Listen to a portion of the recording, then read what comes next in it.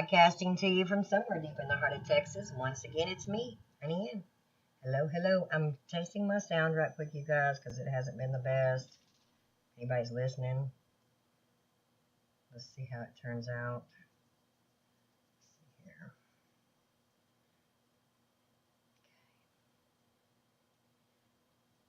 Okay.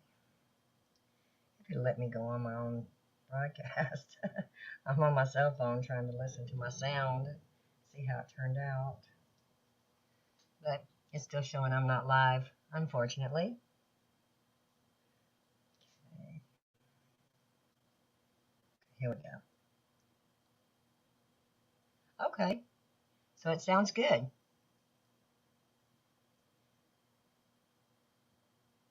Okay, a little bit of.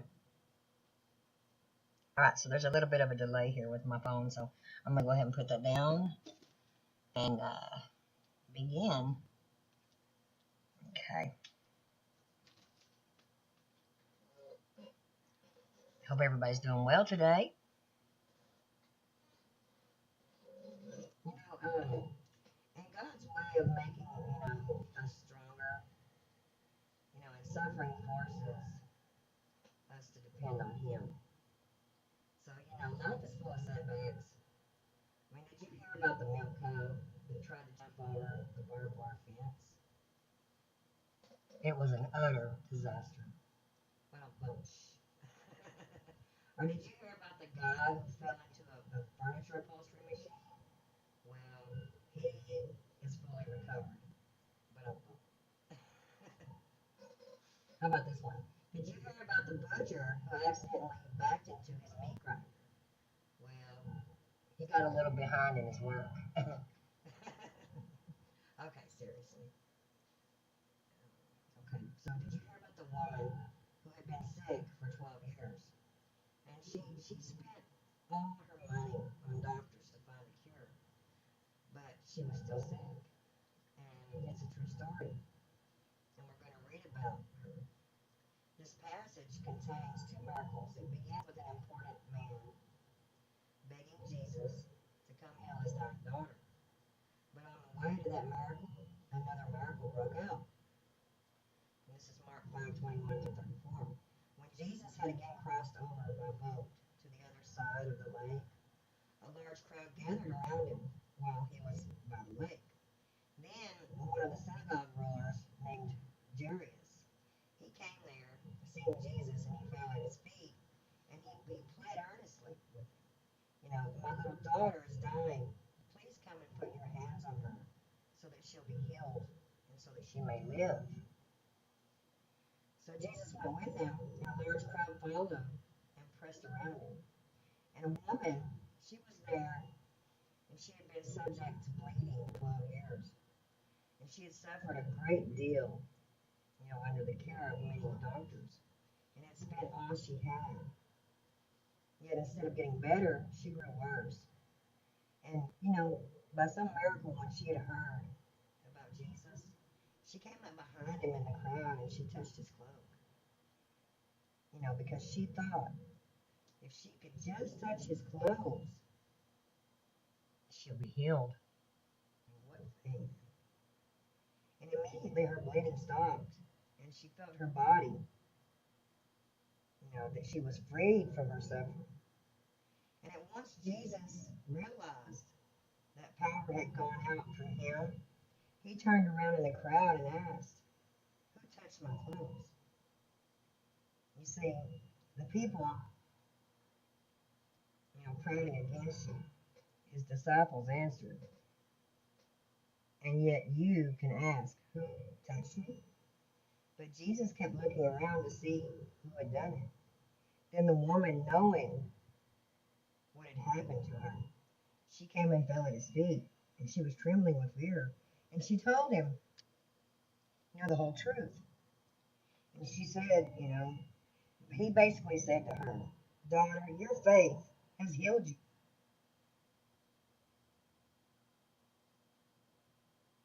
He told her to go and be free from her suffering. So, there's many classical paintings of this scene. But an American artist, Stephen Jerkson, I think I pronounced his name right. He painted my favorite. You know, he captures the moment when this pale, emaciated woman crawls through the crowd and grabs the prayer shawl that Jesus wore. And she has a desperate look of hope on her face, and she risks it all with just one simple touch of faith. So there's four truths that we can take away from this miracle of Jesus. One is suffering is a part of life, but Jesus always gives us hope.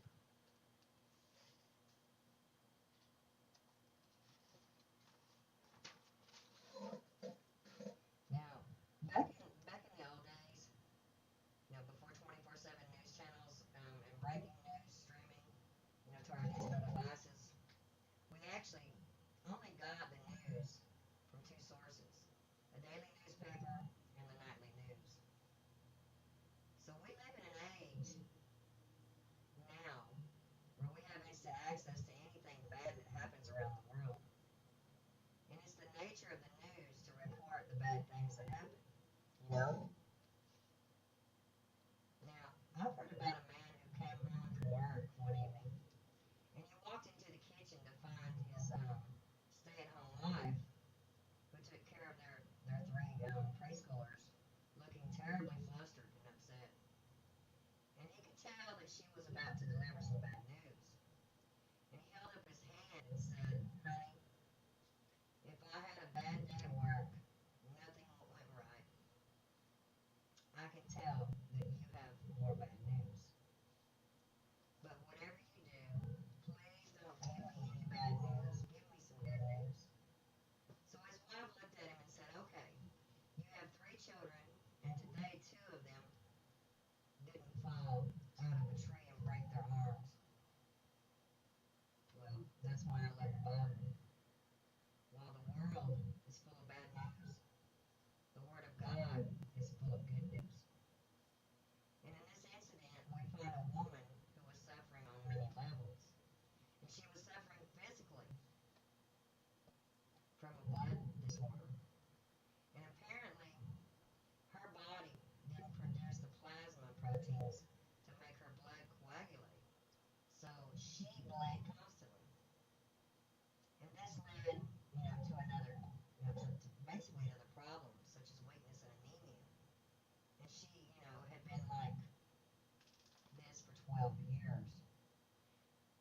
Now, I just imagine that you contracted a chronic health problem and it was still nagging you every day for 12 years. I mean, she was also suffering financially. She had spent all her money on doctors who couldn't cure her. Of course, in the time of Jesus, doctors were more like magicians. They didn't have to be trained or licensed. And the Jewish Talmud lists several ancient cures for blood disorders, and one of them involved cracking open a large duck egg, burning the shell and contents, and then wearing the ashes in a linen pouch around the neck. Well, this woman had probably tried the duck egg remedy, and no wonder they called those doctors quacks. Quack, quack, quack. you know, and yeah, she was also suffering socially. Her blood disorder caused her to be a social outcast. She was a pariah, and because she was unclean, she couldn't go around people, okay? And religiously impure. According to Leviticus 15, any chair, bed, or person she touched also became ceremonially unclean. She wasn't even supposed to be out in this crowd. She was required by law to verbally warn people of her presence by crying, "Unclean, unclean, unclean." I can assume that among those reading these words, there are many, or among those hearing these words, okay, that there are many of you who can relate to this woman because you're suffering physically, financially, or socially. Hey, Rich Magoo, you can't hear me? Oh, man. I checked my sound a minute ago, and it sounded really good. Okay. All right.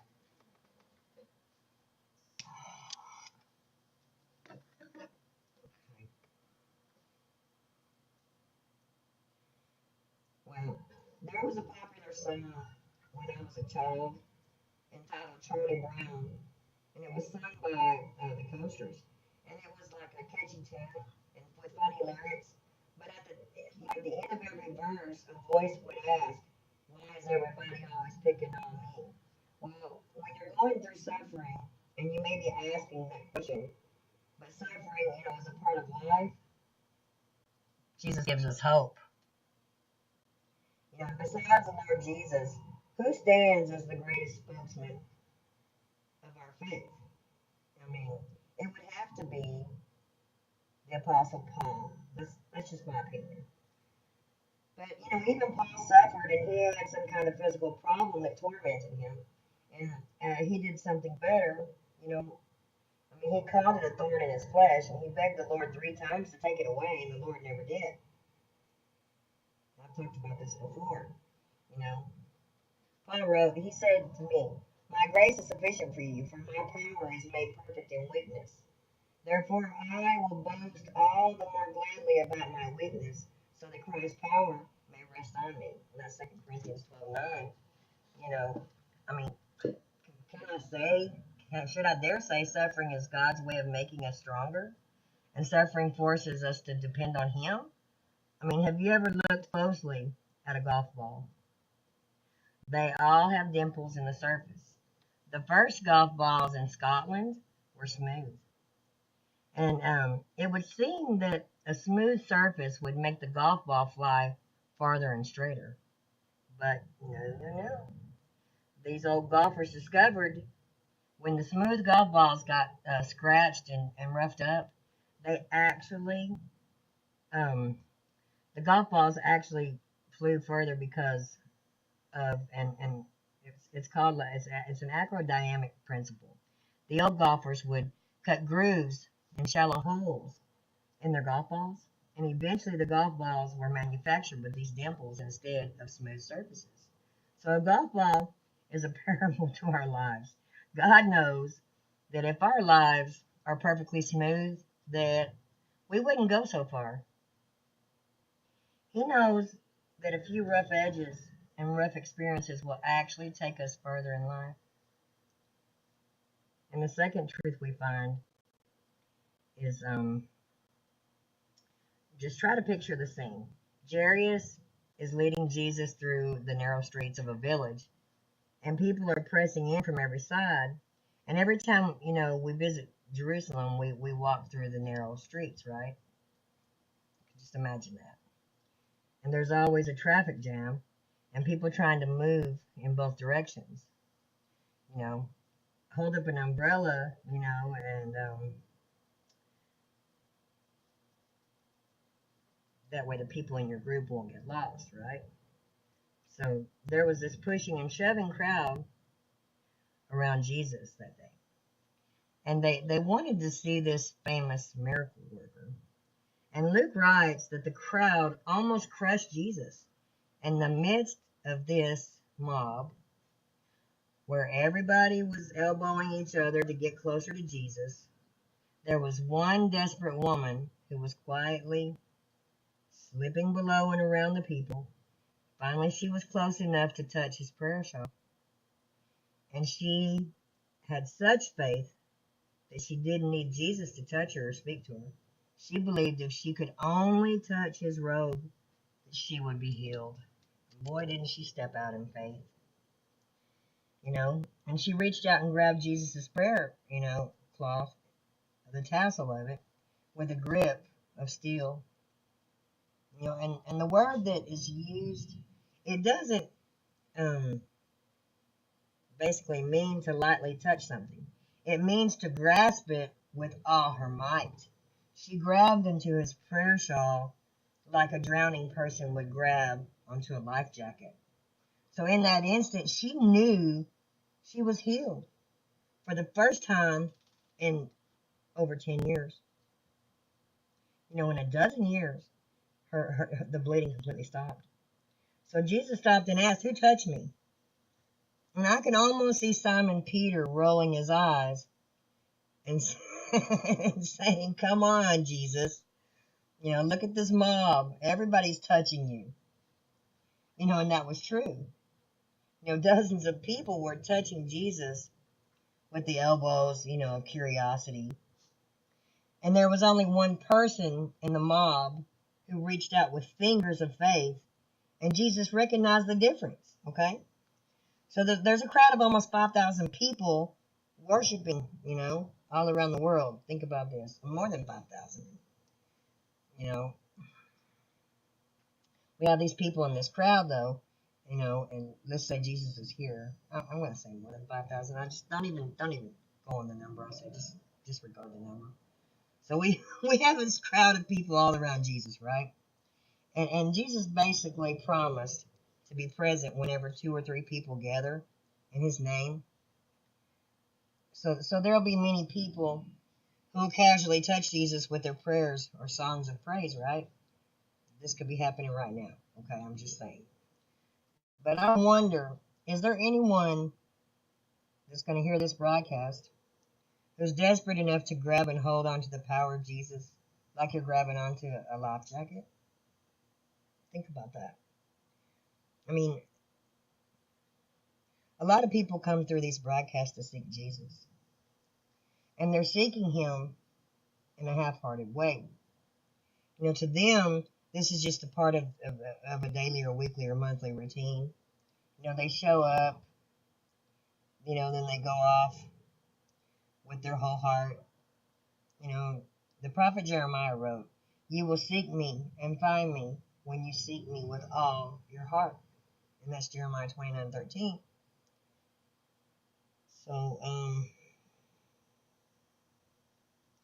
mind you, this woman was shy and timid, and she was not in the habit of elbowing her way through the crowds. But when we're desperate enough, we'll do anything to get through to God. Our Lord said, "If any man thirst, let him come to me and drink."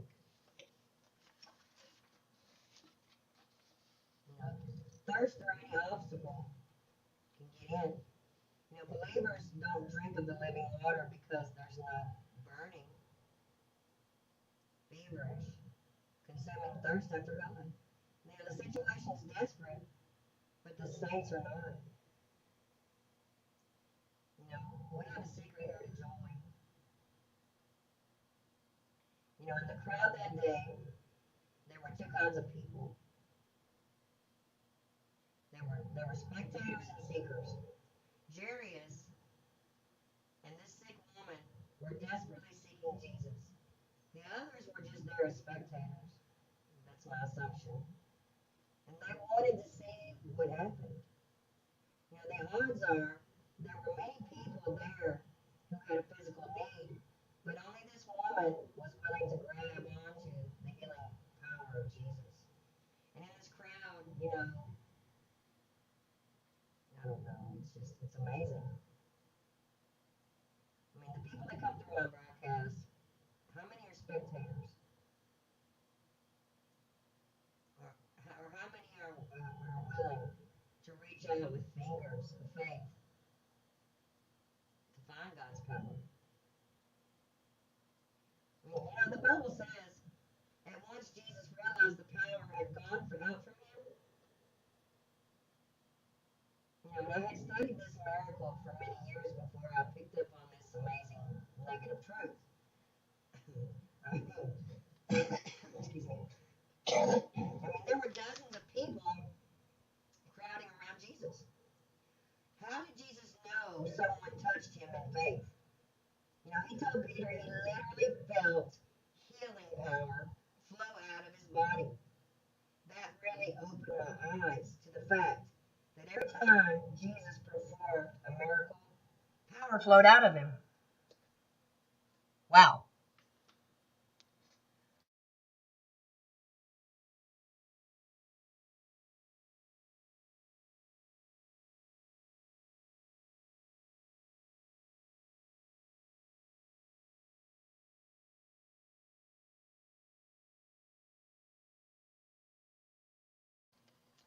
I know what's happening. When I look to the left side of my notes on my notebook, my head's turning away from the computer. And when I look to the right, it's loud again. Excuse me. That's what it is. I'm just going to reposition my notebook over here in front of the computer.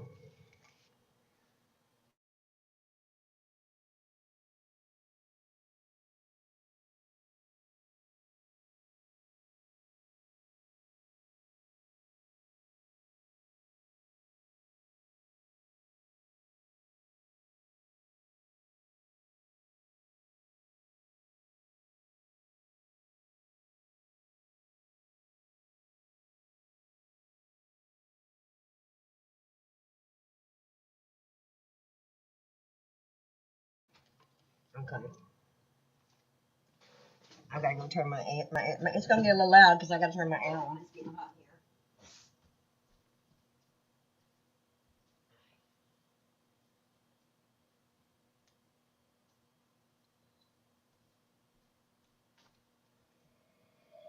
Okay.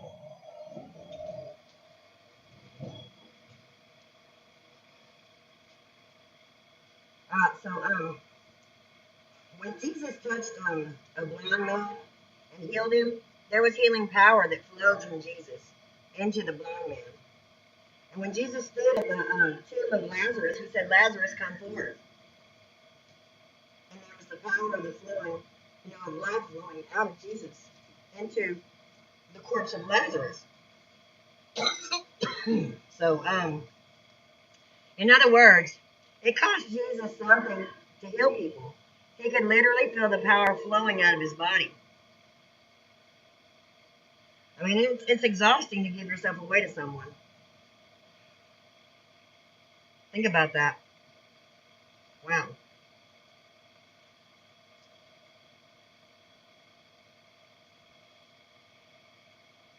The ultimate miracle that Jesus performed was when he went to the cross to take our sins upon himself. Imagine the power that must have flowed out of Jesus on the cross. The prophet Isaiah focused his telescope on the cross and wrote, "But he was pierced for our transgressions. He was crushed for our iniquities. The punishment that brought us peace was upon him, and by his wounds we're healed." Isaiah 53:5. So a holy God must punish sin, and the punishment for sin is hell. And Jesus experienced hell for us on the cross. Hell is torment, and Jesus was tormented. And hell is separation from God, and Jesus was alienated from his Father. And that's why he cried, my God, why have you forsaken me?" It cost something for Jesus to heal the woman with the issue of blood, and it cost him life to heal us of our terminal sin, which is sickness. Absolutely.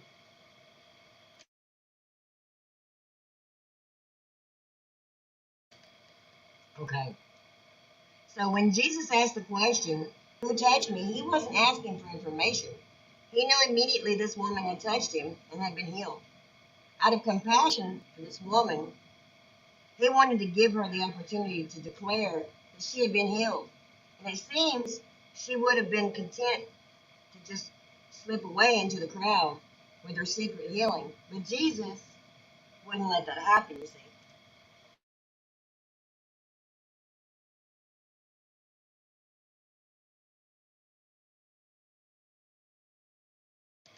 Okay.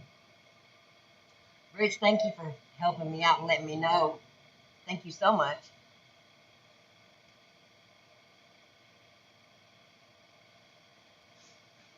So she wanted,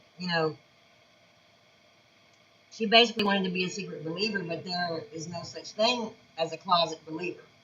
Jesus wants us to openly confess him before others. And he said, "Whoever acknowledges me before others, I will also acknowledge before my Father in heaven. But whoever disowns me before others, I will disown before my Father in heaven." Matthew 10:32 and 33. So the woman came forward and knelt at Jesus' feet and told her story. And she gave her testimony that Jesus had changed her life. So, like when you confess your faith in Jesus before others, it encourages them to trust the Lord as well. And the first way we usually openly confess our faith in Jesus is through baptism. And whenever we baptize someone, we ask them to confess that Jesus is their Lord. And one of the great joys, of my life, is knowing that. Because when you confess your faith in Jesus, He welcomes you into His family. And this woman thought, that her main problem was an issue of blood, but she had a deeper problem, one we all have. She was a sinner, and she needed forgiveness. And Jesus didn't say, great, you're healed. See you later. No. He said something more important. He said, daughter, your faith has healed you.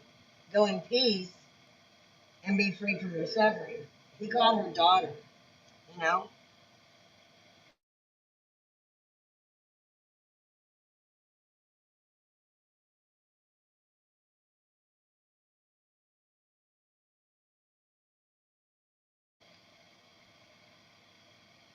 Okay.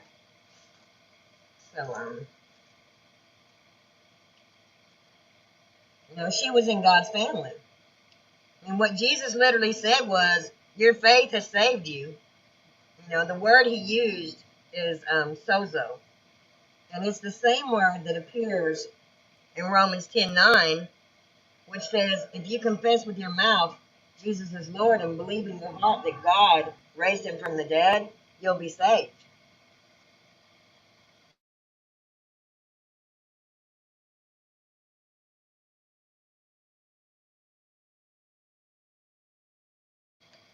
I mean, that wasn't just a healing encounter. This was a saving encounter. She came to Jesus full of sin and sickness. He healed her of her sickness and forgave her of her sins. So, where are you in the crowd today? Are you part of the mob rubbing the shoulders and elbows of Jesus? Or are you reaching out in desperation to touch Jesus and receive healing power?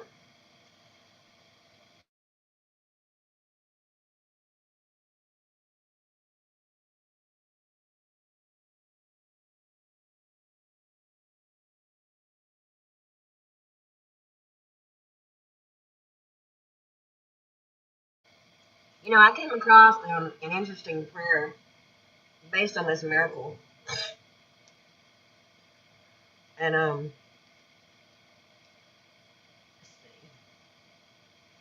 God, I know that only those who suffer greatly reach out to grasp you.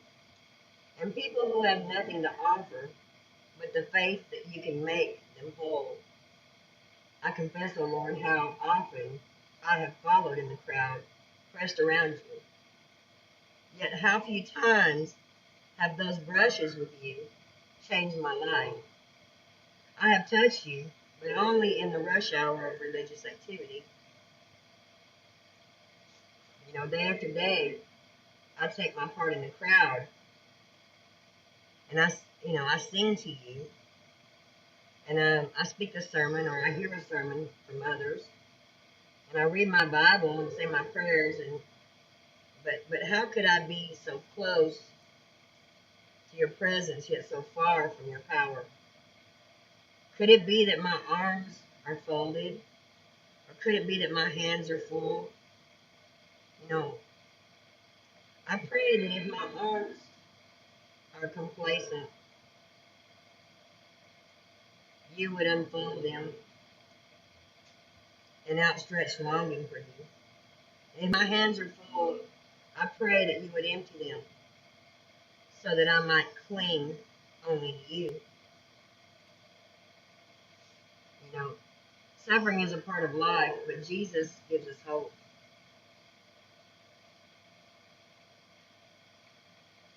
Corinthians 12:9, he said to me, my grace is sufficient for you, for my power is made perfect in weakness.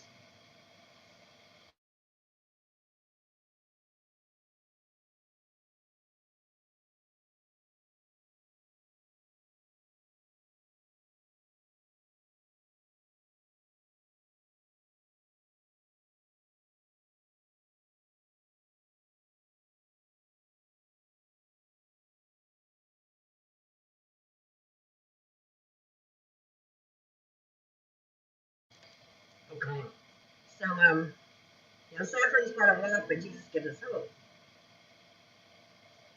Casual contact with Christ isn't the same as a desperate grasp of faith.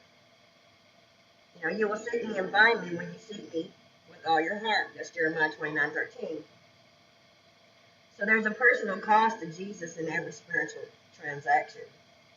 But he was pierced for our transgressions. He was crushed for our iniquities. And the punishment that brought us peace upon him. But his wounds, by his wounds we are healed. Isaiah 53:5. So Jesus asked us to openly confess him before others. Whoever acknowledges me before others, I will also acknowledge before my Father in heaven. But whoever disowns me before others, I will disown before my Father in heaven. That's Matthew 10:32 and 33. So, Jarius, he teaches us that when we face grief, we never should lose sight of the fact that Jesus gives hope whenever there's death. I don't know why I brought that in, but I felt the need to say that too. Somebody probably experiencing the loss of a loved one right now.